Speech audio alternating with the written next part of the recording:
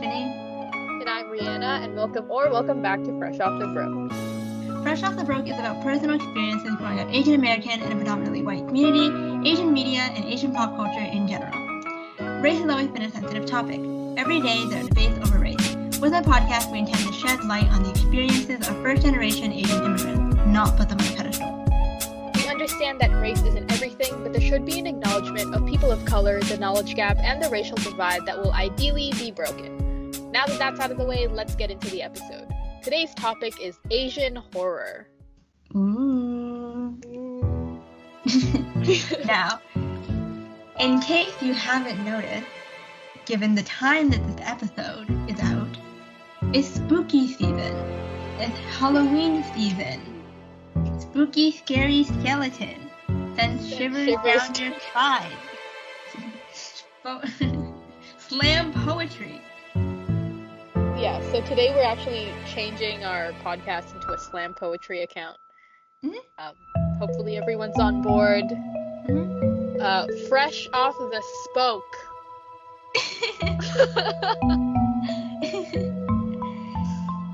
Yeah, we're not kidding. No. So first up, Rihanna will go with her piece, and then we'll figure things out from there. Yeah. This is an improv piece. I don't know how far we're going with this. Can I just say that? Yeah, happy Halloween! Yay! I hope you've been enjoying the spooky music we added to this episode. Yes. Also Very- enjoying spooky season. Yes, of course. Because spooky season is not only October 1st. I mean, October 31st, my bad. It starts October 1st. For most people. I mean, it's kind of like how some people celebrate Christmas or think about Christmas all year. I do not like that. I don't know how it works, but it's a thing. I don't like the Christmas season in general, so maybe that's why, but like, come on, y'all. Tone it down. Yeah, I feel like the Halloween hype or the period of time it takes for people to let go from the current Halloween is never as extreme as Christmas, you know? Yeah. You don't have people keeping their Halloween tree up until March. Yeah, it's Halloween tree. What about it? Also, like, radios start playing Christmas music in November. Like, no. We're not playing spooky music all of October, all of September. The interesting thing about Halloween music or spooky music is that it's a bit more versatile than Christmas music. Agreed. Because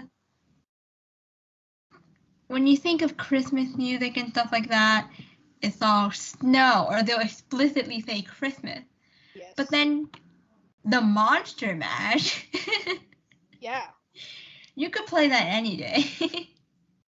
And people you like grab it. the aux cord. Yeah. You know what I'm playing? The Do the Monster mash. Mash. Do the middle of Monster June. Mash. The Monster Mash. The graveyard smash. That's as far as I'm going to go with that because I don't actually know the words. So yeah, feel free to tell us what you plan on dressing up as this Halloween. Do you have plans? Hopefully they're COVID safe. Yes, please. Please. Can't do this anymore.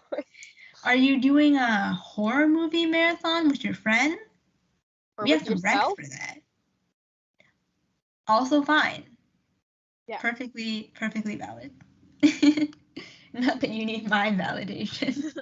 A random person on an internet podcast. But yes, as you said, we do have some movie recommendations for that. Okay. So let's get into them. So, when you think of Asian horror, what comes to mind? I'm going to give you a couple seconds to respond to my question. Not Tiffany. You, the viewer, or you, the listener. Dora style. Yeah. Wow, that's a great answer. That sounds so sarcastic. Well, for me, something that I think about are black-haired girls with the hair directly in front of their face. Do you know what I'm talking about? Because this is very popular in Asian horror. For example, The Ring, The Grudge, movies like that. It seems to be like the key ghost. Yeah, the staple girl with extremely long dark hair, white clothing, Yeah. after you. Yeah, reaching out to you, Mm-hmm. a young girl or a teenager. Like, I don't know why, but that is terrifies me. Yeah, something about it. Yeah. And that is coming from an Asian girl with long black hair. Are you trying to tell us something? 7 days. No! I'm kidding, kidding.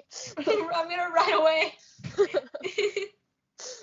And that was the last we ever heard of Tiffany. Yeah, In fact, this podcast episode never aired. yeah. No, I'm knocking on wood right now. I'm sorry. We're keeping that in the episode. Me knocking on wood. Everyone do that right now. I apologize. I'm giving you a couple of for seconds. putting a curse on everybody, even though I didn't. I didn't. I didn't. But yeah, Better 7 days. not. 7 days for you to like this episode, or else. You sound like chainmail. Yeah, but in all seriousness, that is something that is a key part of Asian horror, and it still gets me to this day. Don't know why, don't know why it gets me in the first place, but I'm scared of that. So another movie that has, your typical scary Asian girl is called Eerie. It's on Netflix. It's a Filipino horror movie, and I have watched it, and So have I. yes, just a disclaimer, it is your very stereotypical horror movie. Like, you could predict the whole thing, you can predict the types of jump scares, all of this. But I don't know, there's something about it that, like, I really like it. It's scary. It's scary to me. Yeah, I've seen it, and it definitely isn't, the most groundbreaking horror movie. Yeah. But it's kind of interesting. Yeah.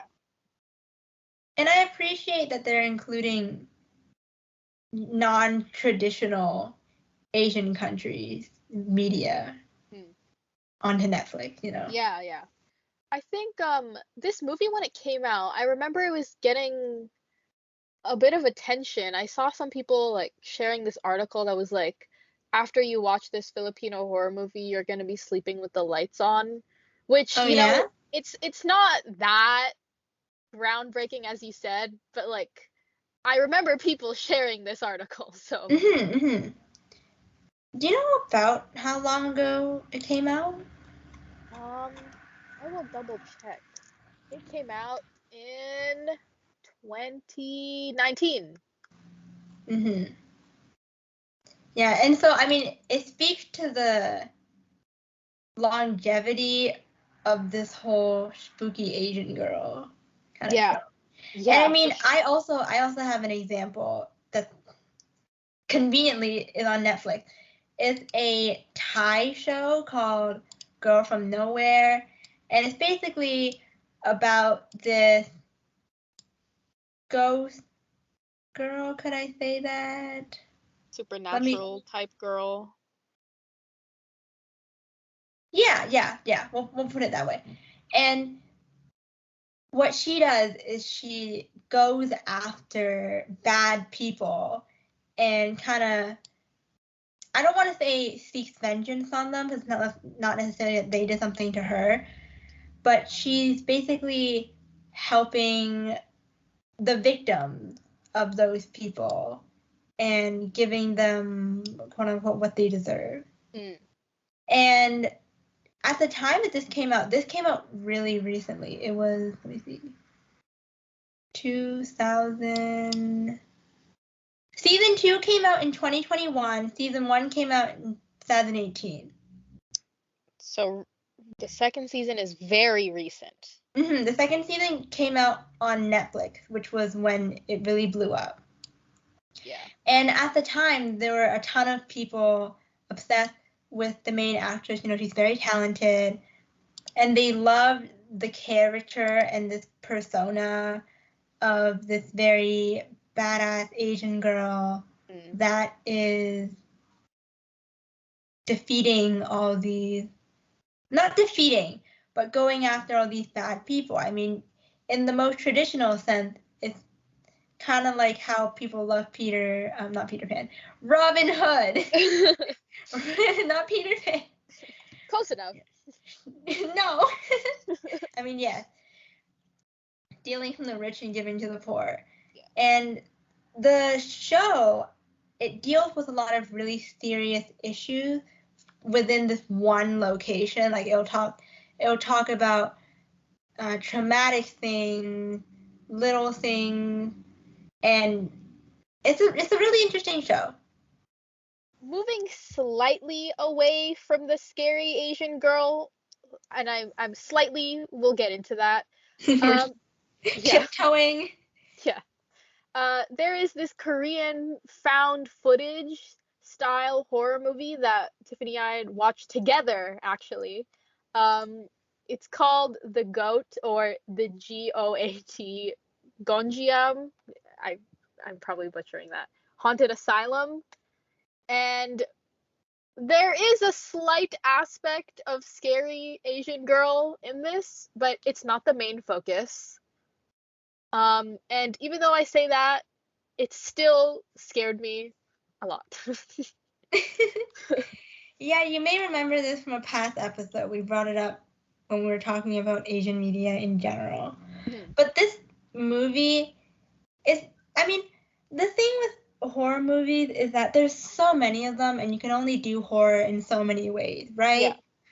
But then it's interesting to see some of these directors or some of these writers take or just like little ways to try to make them a bit different or a bit more creative. For example, and I won't spoil or anything, but there were some scenes in this movie where they definitely use a really interesting like lingering technique. I don't know film terminology, so I'll just put this the way I perceive it. But they use really interesting, just like silent pauses or drawn out waiting, and you would be looking at something really creepy, or you wouldn't even maybe notice at first. There was a scene where there was a very scary thing. I'm saying this very vaguely because you know I don't want you to be spoiled, but also, yeah, I just don't want to spoil anything. So there was something really creepy standing somewhere, and the thing is, you know, some people, they probably would have noticed it already, but Rihanna and I hadn't. Yeah. And so we were just sitting there in the silence. It's like, oh. Yeah. And it was almost like you were discovering the thing with the character as well, because the character didn't know at the time. Yeah. And it wasn't, I mean, there were some jump scary moments. But there definitely were. There was one that made Rihanna scream and then scare some of the people nearby us.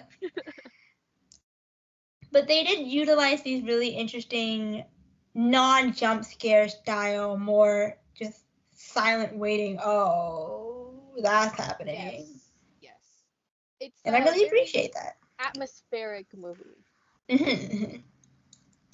Which is, it's, you know, like all found footage horror movies generally like have this as well, but this was very well done. And another Korean horror or thriller-esque movie, I don't know if I'd really call this a full-on horror, but it is very much a popular staple, recent classic. Yes. I'll say, because I don't know, the way the term classic is used, sometimes it could mean old school, from back in the day. But at the same time, I mean, every day is back in the day, like what makes something old school? Like, how long does it have to be, right? Yeah. And so that movie is Train to Busan, which is just an iconic Korean zombie thriller horror movie. Mm-hmm. And I mean, if you follow us on Instagram at Fresh Off the Broke, plug, you would have seen that I watched this last Halloween with some friends. And it was a great time. I mean, it wasn't your typical jump scary movie, and it generally wasn't all that horror-y. I'm making up words as I go. But the visuals and the way they depicted zombies was really interesting. I won't say that they invented running zombies, but the way that they did it for this movie was really interesting. And prior to that, I'm not a horror movie connoisseur, but prior to that, I hadn't watched anything with running zombies, and so sitting there, I was terrified. I was just like, why are they sprinting? Why? It was so. Oh my god!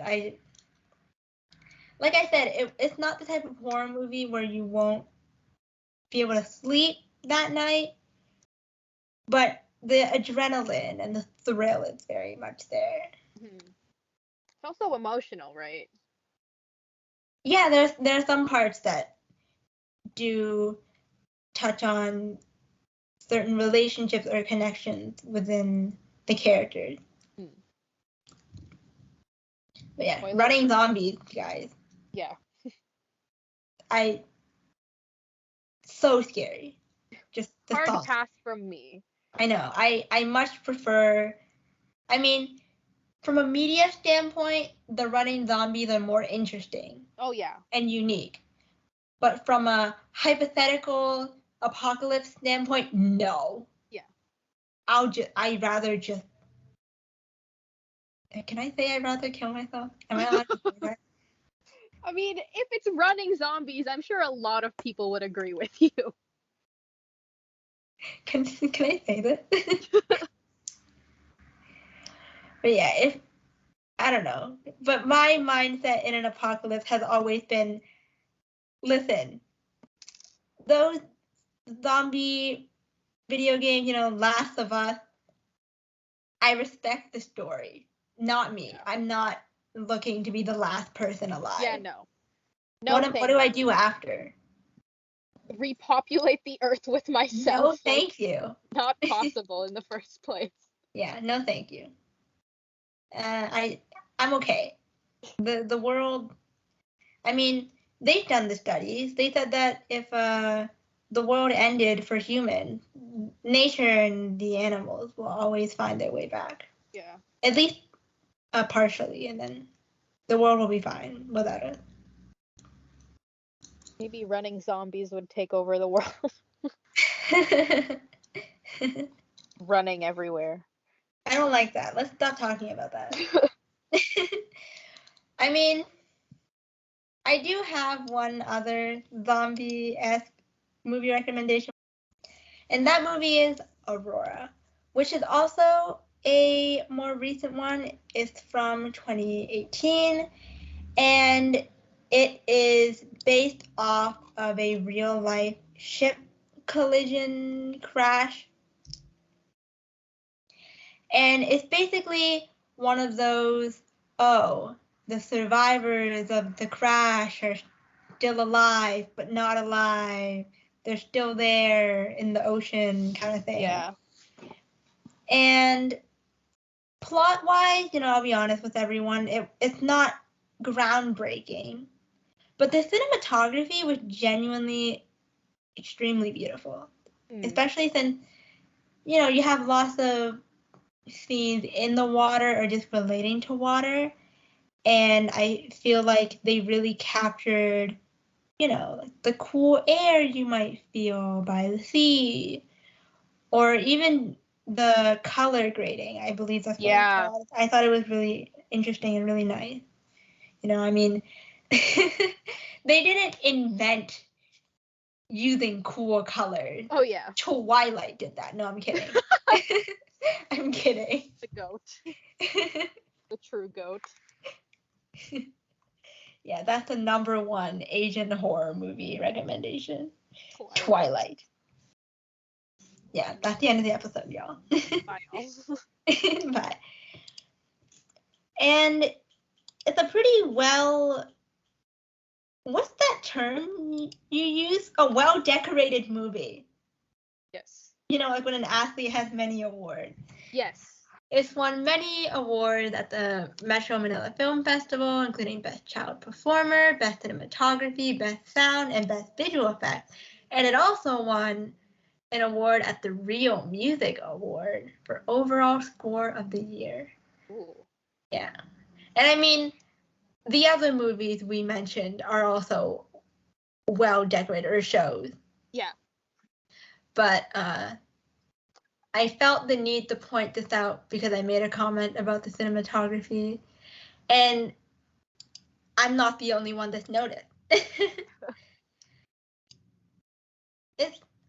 It's just very aesthetically pleasing, to put it simply. The colors and also the general atmosphere. Little things like that can do a lot for a movie. Yeah. And I say this as, just a normal movie watcher. No Letterboxd account. So one last recommendation. This technically isn't horror, it's more thriller. It's an anime movie, and it's Perfect Blue. I'm sure a lot of people have heard of it or have watched it already.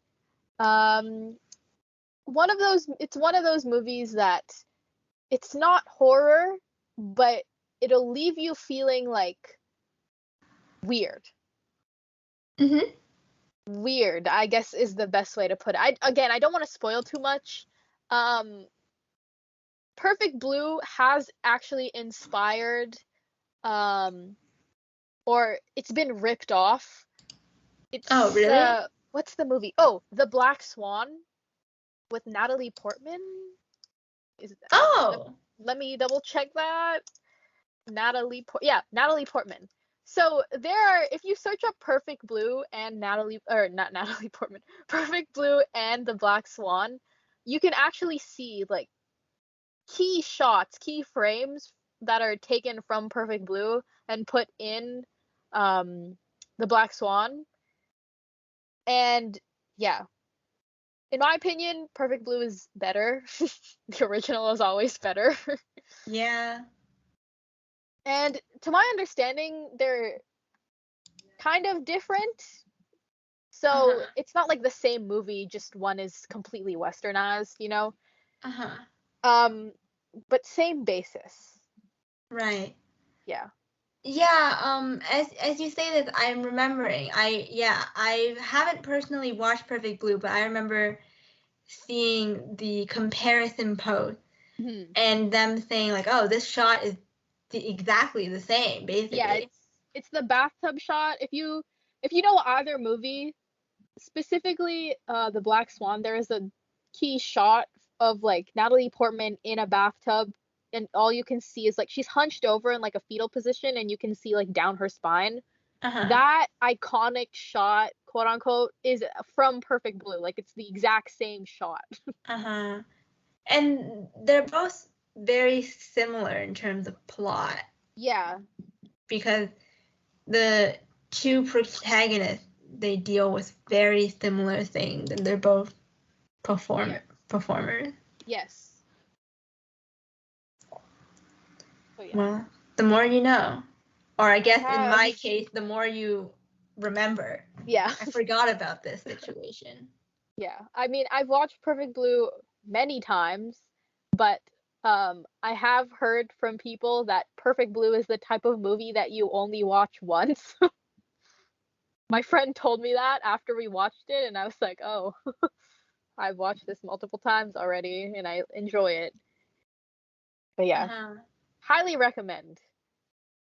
Yeah, Rhiannon and I will be watching this later. Yes, it's on our list. Yep. And if you want to watch with us, Let us know and we'll open up a Patreon or something, or a Twitch. you went straight for the Patreon. Yeah. I mean, if y'all are interested, we could do that too. That would be fun though, watching horror movies. Yeah. There are streamers that do watch parties. Yeah. That's something we could do. So y'all, you think we should make a Twitch or no? There's Let only us one right know. answer, by the way. Yeah. Starts We're with waiting. Y. It ends with S. Yeah. And it's 3 letters. And it rhymes with Ness. And West. Yeah. So. We're waiting. Moving on. A popular meme that's not necessarily unique to Asian versus non-Asian horror movies. It's more people of color in horror movies versus white people in horror movies.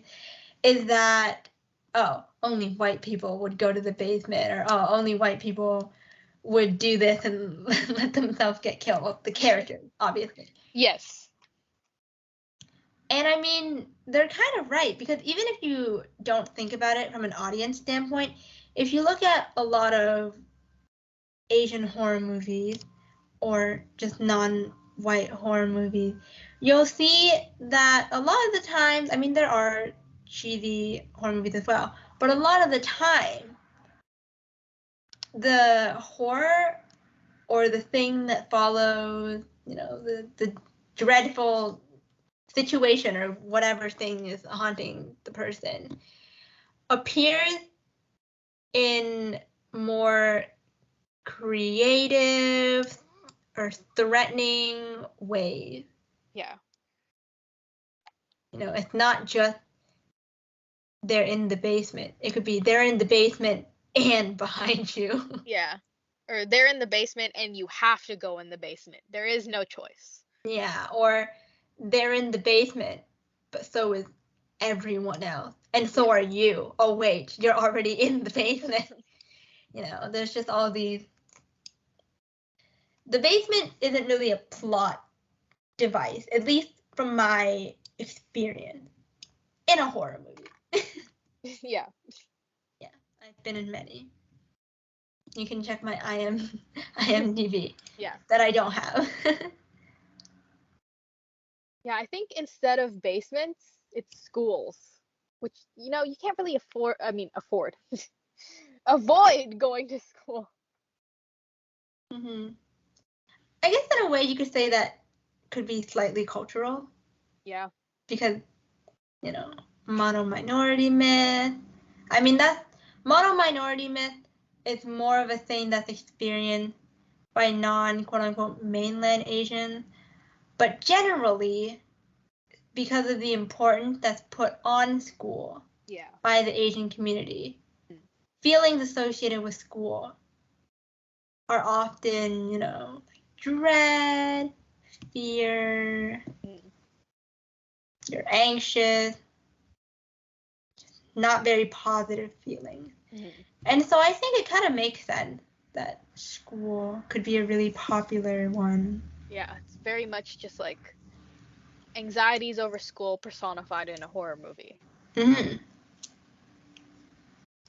speaking of key things in horror movies, we have school, that's a reoccurring theme. Scary young girls with long black hair, that's a theme, or that's a key thing in horror movies, in Asian horror movies. There's also, as we mentioned a little earlier, a bigger emphasis on atmosphere. So setting up the background and less jump scary scenes and less slasher type films and more of building up to something that makes the hairs on your arm stand up type thing. Mm-hmm. This is something that I've always said to people, and I still stand by it. We're just a little messed up as people, you know? We're a little traumatized as people. So we make amazing horror movies. I stand by that, kind of. Listen, think about all the Asian thrillers or like just Asian directed thrillers.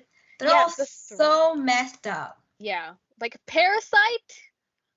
Come on now. Yeah. Only an Asian could think of that. Yeah, for real. Yeah. Mm-hmm. And of course, there are plenty of great American horror movies. Although there is something to say. I was gonna say the examples I was gonna put out were, you know, like Us. Mm-hmm. But that's made by a non-white person, so I'm really just reinforcing the point that we're. Yeah. Yeah. Yeah. Also, listen, us people of color. This is a coping mechanism. We've been through it. Yeah. That's why our horror movies are so great. Mm-hmm. But yeah, I think also Asian movies, they talk more about folk legends, while Western horror movies create legends. Does that make sense? Yeah, I can totally get behind that. I mean, I think you've seen more horror movies than I have, but I definitely can see what you're talking about, because when you think about American horror movies, you know, the classics, a lot of them are characters that were made up for the movie. Yeah. And I mean, you know, there's tons of urban legends. That's what I wanted to say. Urban legend, like, I don't know, the Boogeyman. I wasn't expecting that. With Asian horror, they do like taking inspiration or basically just using certain folk legends, because I guess, excuse me, it sets up a little bit more realism in a way. Mm-hmm. And it kind of sucks you in a little bit more in the movie. It's like, oh, I mean, this is kind of a thing that's been talked about. Yeah. It's less of a setting up background for a story that like has no background information, and more taking things that you already have heard stories about and amplifying that. Right. Because instead of learning, oh, so that's why, I don't know, Jason's this way, you kind of already know. I mean, there definitely are going to be people that aren't familiar with certain folk legends, but you definitely know a little bit, and they play with that. They work on that. They work with that really well, and they also incorporate new interesting elements, or they add different plot points that might have not existed in the folk legend. And I think it's really cool. I mean, this isn't an Asian horror movie, but, you know, we talked about Trece. Yes. That's a huge, based on folk legends kind of thing. Yeah. Straight up just using folk legends pretty much. And if I may, just if we can have a little moment to flex.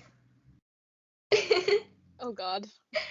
The writer followed us on Instagram. Oh. Shout out. So, one last key difference between Asian and Western horror movies would be the antagonist. So, for example, in Western movies such as Friday the 13th, Nightmare on Elm Street, movies like that, slasher type movies. Generally, the antagonists are all male. And generally, as well, their victims are females. Because, Jason, what's his face? Uh, Freddy Right. Krueger, Hmm. yes, yes. Ghostface, all males. Yeah, I But mean, even when you yeah, think of American horror movies in general, the ones that do come to mind have male main characters. Even recent ones, you think of It, the oh yeah, clown, a male clown. yeah, it's true. Yeah, generally all male. Hmm. But for Asian horror movies, a lot of the antagonists are female. So, for Hmm. example, in The Grudge, in Eerie, stuff Girl like from that. Nowhere. I mean, that's not a movie, but Girl from Nowhere. Yeah, Actually, she's not really an antagonist. In a way, she's like an anti-hero, but she kind of really is the hero because she's going after the bad people. yeah, yeah. But it still fits into the whole, you know, trope. Mhm. Yeah. Also, other movies, other things that we've mentioned are also female antagonists, but I'm not gonna say because that's a spoiler, even though it's kind of obvious. It's not a spoiler, but Yeah, if you this is watch a the spoiler for trailer, some, yeah, and then not really a spoiler for some others. yeah, yeah. I think that's an interesting thing to note though. Like when we were creating this list of differences, like I was like, "Oh yeah, that is true." I never really made that connection that antagonists in Western movies are male and in Eastern movies they're female. Hmm. And that's not to say that all Western horror movies don't have female antagonists. I mean, there's a Carrie, Yeah, Carrie. that's considered one classic, but that's more of a occasional thing, That's Mhm. not the quote unquote industry norm, industry standard, or Yeah, however you like to name it. yeah. And the thing with Asian horror movies is that the victims could really be anyone. Yeah.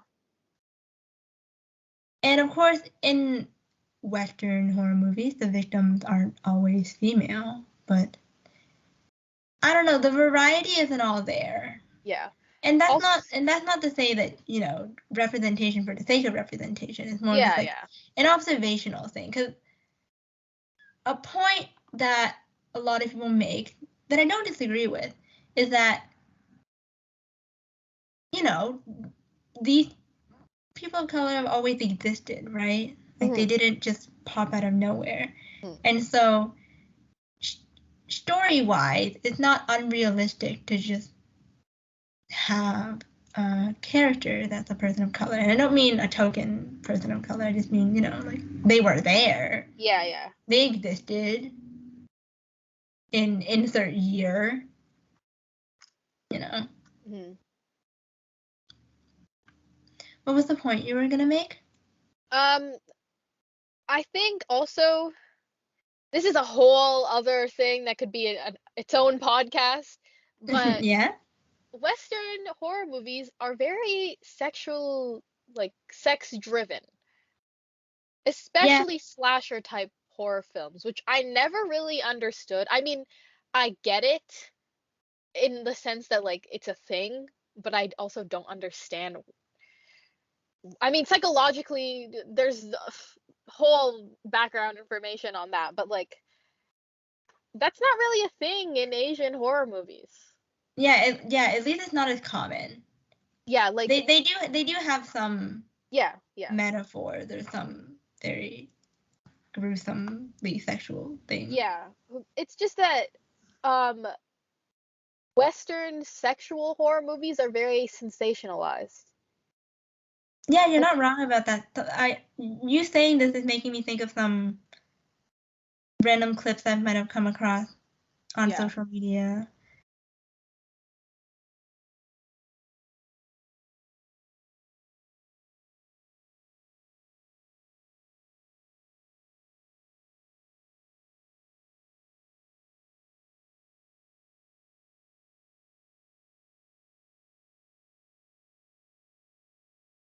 depending on when you're listening to this, we hope you have a great Halloween. We hope you had a great Halloween.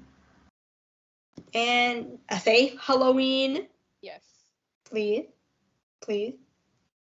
Let's not endanger ourselves in any way. Yes. We only like good, fun frights, not actual scary stuff. Because that's let's not do anything life-threatening. No. Yeah. I mean, yes, in the sense that I agree with the no. Not. Yes. We want to put that out there. And like I said earlier, if you got a Halloween costume in mind, maybe it's inspired from one of the movies we brought up. Tell us. I love hearing about people's Halloween costumes, cosplay, stuff like that. Because I think costume design is very interesting. I'm not particularly skilled or experienced in that in any way. But I like hearing and seeing about these things. And as always, thanks for tuning in today. Whether it's your first episode, your second episode, your 10th, your 42nd. We appreciate all of them. And, I've already kind of did a bit of feel free to comment. But as always, feel free to comment. Leave a comment down below about any of the movies that we may have mentioned. Have you watched them? Are you planning on watching them? Did you watch one after this episode? What did you think? Do you love it? Hate it? We're okay with either, To each their own. Yeah. No movie's perfect. Someone in the comments will be like, no. Yeah. Actually, there is a perfect movie. Yeah. I was gonna say it is Pulp Fiction, but I don't think I should trigger anyone like that. If you guys like this episode and want to stay connected with us, check out our website in the description. It contains links to our streaming platforms such as Spotify, Anchor, Apple Podcasts, and more. Follow us for more behind-the-scenes content, announcements, and other random things we decide to put on there. See you next time. Bye. Or will we?